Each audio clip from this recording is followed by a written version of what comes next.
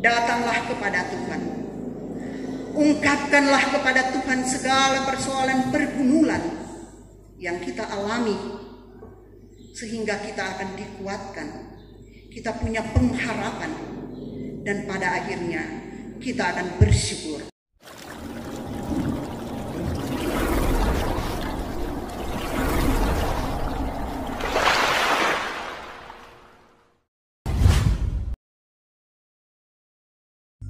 Saudara-saudara yang dikasihi dan diberkati Tuhan, di minggu sengsara yang ketiga ini kita diajak untuk merenungkan seorang hamba yang menderita, yaitu lewat nubuatan Yesaya pasal 52 ayat 13 sampai pasal 53 ayat 12, di mana kita sudah membaca bayangan seorang hamba atau gambaran seorang hamba yang menderita sejak dari awal tumbuhnya atau lahirnya. Saudara-saudaraku, dalam tema khotbah kita, yaitu hamba Tuhan yang menderita tetapi melayani Allah. Saudara-saudaraku, ketika kita menikmati hasil dari pengorbanan dari seorang hamba yang menderita ini, yang oleh pembacaan firman Tuhan ini, bahwa hamba yang menderita ini adalah hamba yang melayani Tuhannya dengan sempurna, yang merujuk kepada Yesus Kristus yang menyerahkan dirinya sebagai korban penebus salah. Saudara-saudara, kita diajak untuk menghayati, merenungkan penderitaan yang pernah dialami oleh seorang yang namanya Yesus Kristus. Kita sudah baca tadi, seorang yang digambarkan sebagai tunas yang tumbuh di tanah yang kering. Kita lihat kalau tanaman yang tumbuh di tanah yang kering itu perjuangan, dan bisa saja dia tidak bisa lahir, dia tidak bisa tumbuh oleh karena tanahnya yang menghambatnya, atau oleh karena tidak ada kebutuhan air. Kita lihat tentang seorang hamba ini yang kita boleh katakan dia adalah Yesus Kristus. Sejak kecil, sejak dia lahir, bahkan sebelum dia lahir, sudah terancam untuk dibunuh oleh seorang Herodes, sehingga Maria dan Yusuf harus menyembunyikannya. Bahkan ketika dia harus menjalani misi penyelamatan manusia, yaitu penyelamatan antara saya dan saudara, agar terbuka pintu pendamaian hubungan antara Allah dengan manusia. Dia harus mengalami penderitaan seperti dia mengalami secara fisik atau tubuhnya, mengalami penganiayaan, bahkan juga secara psikisnya, batinnya. Dan kalau secara fisik kita lihat bahwa dia dipukul, disesahkan, dicambuk dengan bukan sekedar cambuk yang dipilin dari kulit atau apa saja, tetapi itu merupakan cambuk besi yang di ujungnya itu seperti yang pernah saya baca mengenai cambuk yang digunakan itu adalah cambuk yang ujungnya seperti ada garukan bulat, kemudian ada duri, dan ketika dicambukkan kepada orang dan ditarik, dagingnya itu akan mengikuti cambukan itu.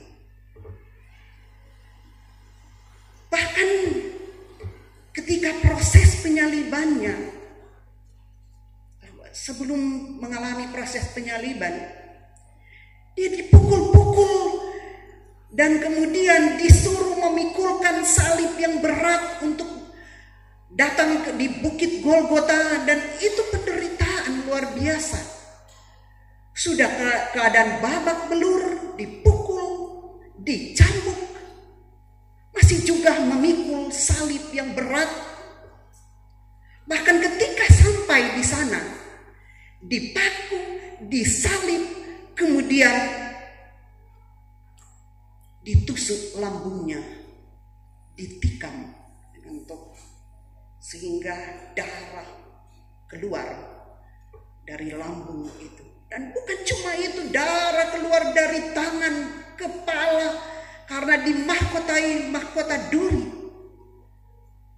Mahkota duri itu yaitu ada tumbuhan yang tajam, duri yang ada di sana, duri yang tajam yang ketika ditusukkan, dimasukkan di kepala itu menusuk masuk di kepala, melewati daging.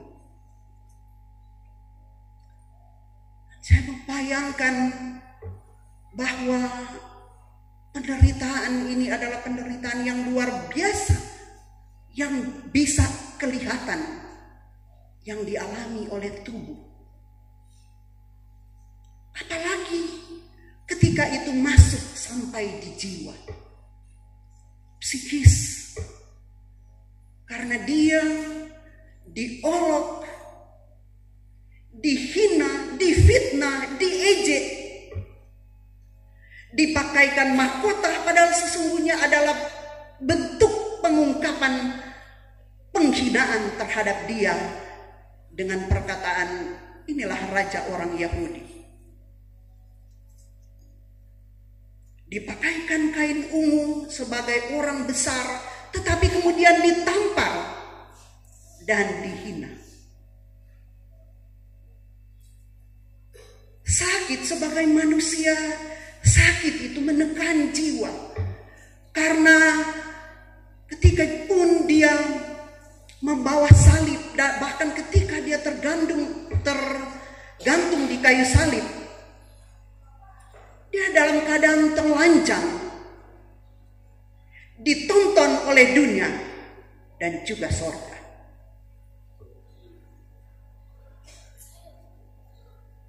Saya pikir kalau mungkin itu terjadi kepada orang yang kita kasihi, anak kita kah, suami kita kah, atau siapakah dia yang kita kasihi kemudian mengalami seperti itu, hancur hati kita, sedih hati kita. Coba kita lihat misalnya, ada orang yang dipukul babak belur karena terbukti mencuri, itu rasa muntah mau lihat. Bahkan sampai masuk ke pikiran kita. Dan bahkan kita takut untuk menyaksikan hal seperti itu. Saudara-saudara, itu semua terjadi, dialami, dan dengan rela. Tuhan melakukan itu, membiarkan seperti domba yang hendak dibawa ke pembantaian. Dia diam, keluh, dan siap menerima penderitaan itu. Tetapi saudara-saudara, sesungguhnya yang dia alami itu adalah untuk kita.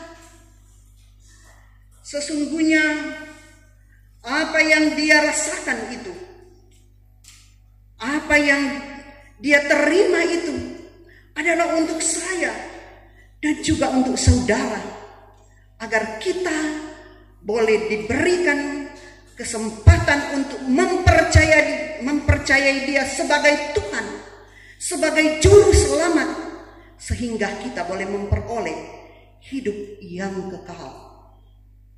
Dan itu terjadi karena kasih Tuhan.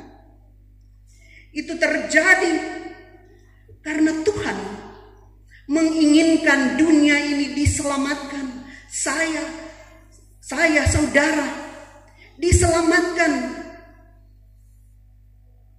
Saudara-saudara, penyakit kitalah yang ditanggungnya, kesengsaraan kitalah yang dipikulnya. Ia ditikam karena pemberontakan manusia terhadap Allah. Dia diremukkan karena kejahatan kita. Kejahatan yang ditimpahkan kepadanya, yang seharusnya kitalah yang harus menerima konsekuensi dari dosa. Bahkan ia menanggung dosa kita agar manusia terbuka hubungan dengan Tuhan. Saya ingin menggugah merenungkan akan pengorbanan Kristus dengan begitu tragisnya, begitu sadisnya, untuk supaya kita tidak menyia-nyiakan pengorbanan itu, dan agar kita mau seperti yang Dia inginkan, agar mendapat bagian tempat di sorga nanti. Kita diselamatkan. Saudara-saudaraku yang dikasihi dan diberkati Tuhan, sekiranya juga saat ini kita dalam keadaan menderita oleh karena sakit, oleh karena dihina, oleh karena mengalami hal-hal yang menyakitkan, atau oleh karena kita kehilangan orang yang kita kasihi, atau oleh karena perbuatan orang lain memfitnah kita, membicarakan kita hal-hal yang buruk, atau mungkin kita dikhianati,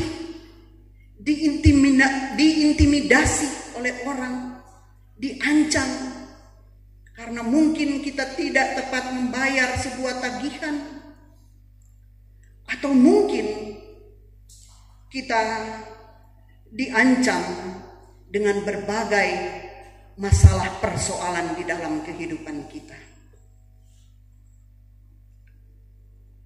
Penderitaan juga dialami oleh saudara-saudara kita yang mengalami musibah oleh karena banjir, oleh karena tanah terbelah, oleh karena kehilangan harta benda, oleh karena berbagai persoalan pergumulan yang mereka alami. Demikian juga ada penderitaan-penderitaan yang dialami sebagai hamba,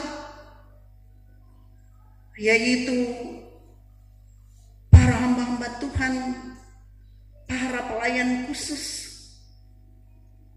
para perangkat pelayanan yang mau menggerakkan jemaat untuk boleh datang beribadah, tetapi kemudian mengalami tantangan, kemudian mengalami penghinaan, kemudian mengalami tuduhan, atau justru mengalami bahwa serangan balik sebagai hamba dengan seperti kapa penatua nak lebih dulu mau berkorban, kapa nak penatua atau penatua dan diaken lebih dulu mau backing tu dia, jangan tunggu-tunggu 4 orang, atau misalnya so pasti ule tagi-tagi akang ini kebersamaan.